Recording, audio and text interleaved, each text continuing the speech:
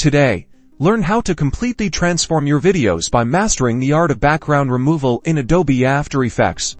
Let's start by importing your video footage into After Effects. Then, drag your video clip onto the Create a New Composition icon to create a new composition, automatically setting the composition to match your source footage. Now, let's keep it simple. Doing Chroma Key. In the Effects and Presets panel, type Ultra Key in the search bar.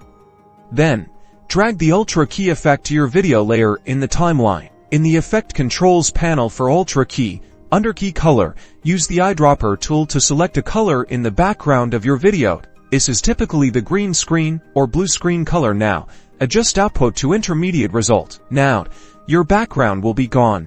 Use the Key Color Tolerance, Pedestal, and Dispel settings to refine the key. Experimenting with these sliders will clean up the edges and remove any unwanted color spill. Notice how the edges are becoming more defined. After keying, the next thing you need to do is to add a background in the timeline under the video clip, and the background in the composition panel is now changed to blue if green screen is not your friend. Let's talk about rotoscoping. Let's find a clip of someone doing a pose. If keying doesn't fit, let's talk about rotoscoping.